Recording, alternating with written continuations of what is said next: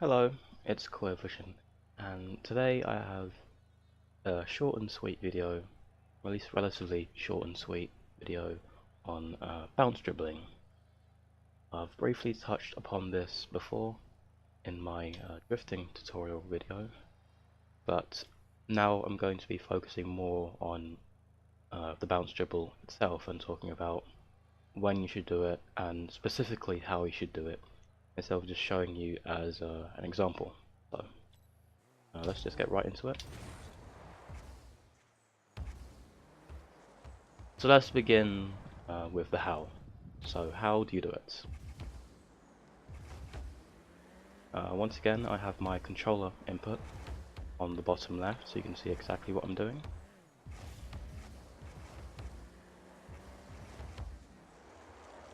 The key thing is that don't have to slide. You can just turn like this and bounce dribble like this. I do recommend sliding because it can help you keep the bounce dribble tighter.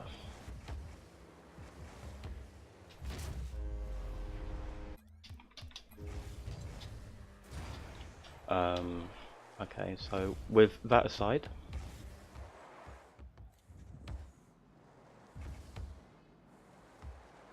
when you make contact with the ball, you need to make sure that you're not holding drift, because if you're still holding drift when you make contact with the ball, if I can't even do it, you will you'll either spin out or the ball will go in a weird direction that you don't want it to.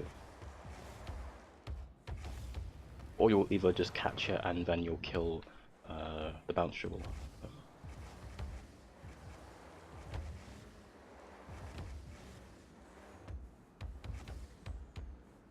You don't have to do it off a bound, you can do it off a normal dribble as well. You just need to go off to the side and then start swaying. And essentially what you're doing is that you're just chipping the ball from the side every time. If you're hitting it more in the front, it will pick up speed. If you don't want it to pick up speed, then you need to hit it exactly on the side.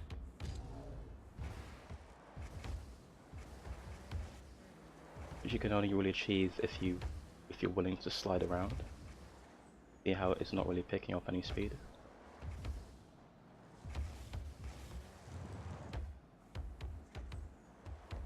And the only rule is in order to start a bounce dribble, you can either do it off like a bounce like this, and there you go, or you can do it off a dribble like this, where you go off to the side, chip in, and off you go.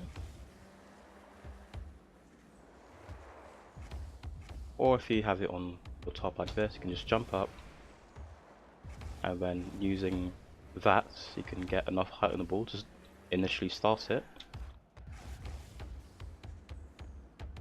The trickiest part is probably getting the sliding down, but I won't focus on that today.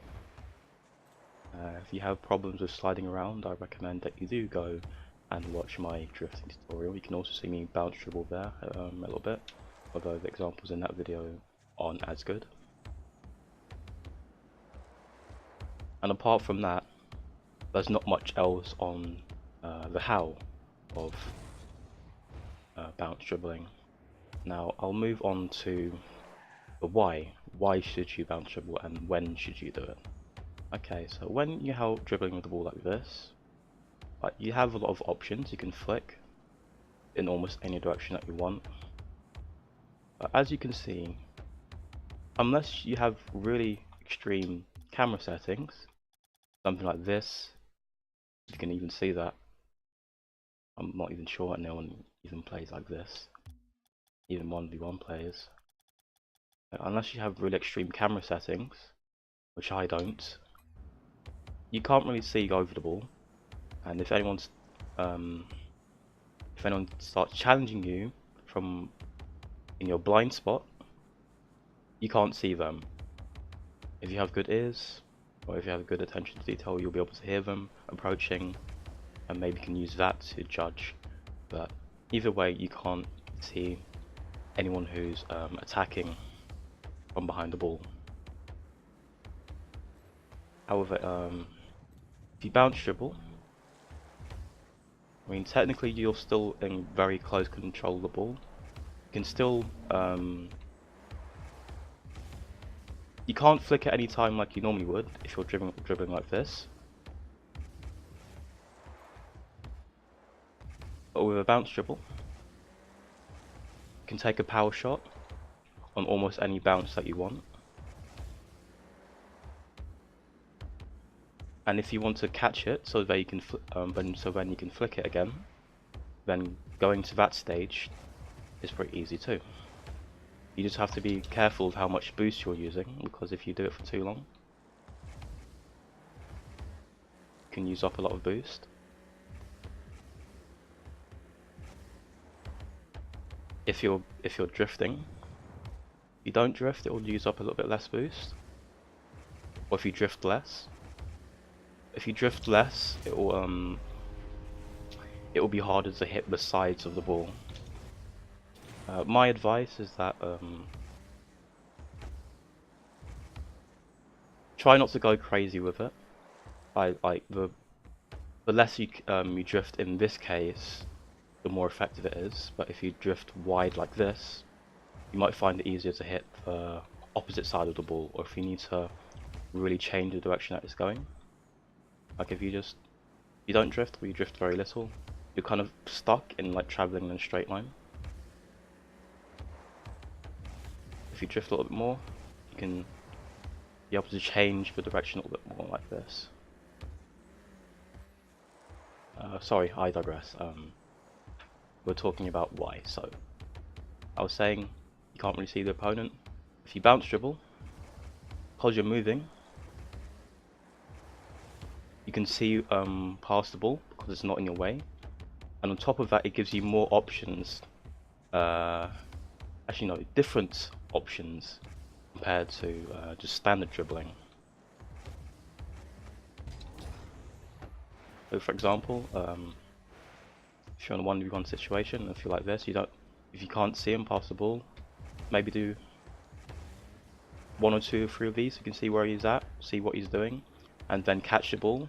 And then once you know where he is, then you can go for the shot or the flick or the fake or whatever you want to do, really.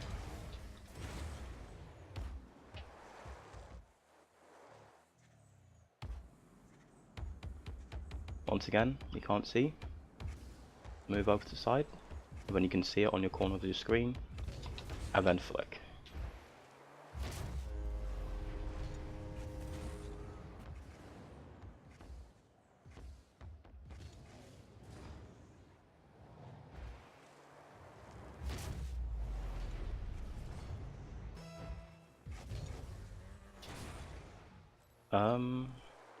Other pieces of advice for bounce dribbling, there's not much else on how or why you should do it, other than it can let you power shoot at almost any time that you want, while still keeping close control of the ball, and it will let you see past the ball. Again, you don't have to go too wide, you can just be like narrow like this. But when you're first starting out, it might be helpful to just exaggerate it so that you can just get into the feel of it. But the wider you go with your bounce dribbles, the more boost it will take up. And you've got to be careful, because like it has happened to me before where I'm bounce dribbling. I'm not paying attention to how much boost I'm using, and then all of a sudden I've just gone from 80 boost to 0 and I haven't really done anything. So that's just something to be cautious of. So just keep that in mind. Don't use up too much boost. Remember to keep it narrow if possible, but still sliding.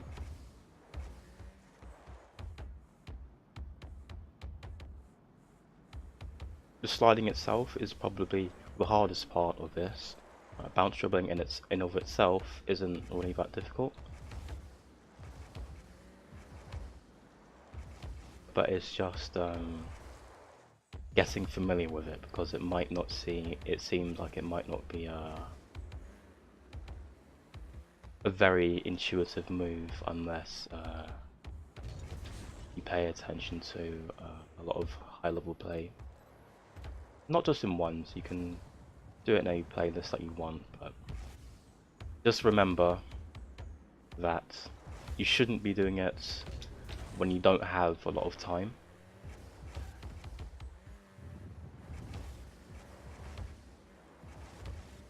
Because, again, you're moving pretty slowly. So like in freeze, for example, you might not get much time or many opportunities to be doing this. It doesn't mean that you can't do it, just that means you either have to do it really quickly, so fast like this, or I'm actually moving.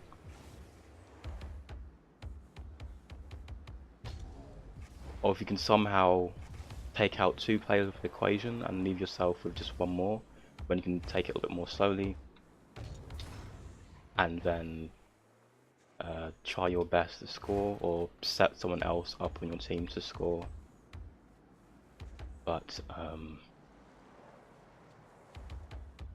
that is something you'll have to think about. So I'll probably stop it there, otherwise I'll probably just start waffling on. Just remember, just take it easy. Try not to go too wide. You may find it easier at first to just not drift at all, like this. Drifting is optional, but drifting will help you just keep it a little bit tighter if you need it to be tight. And once you got it, you won't really have to practice that much because it will become pretty easy. But yeah, it can still be quite helpful. So I hope you've enjoyed watching.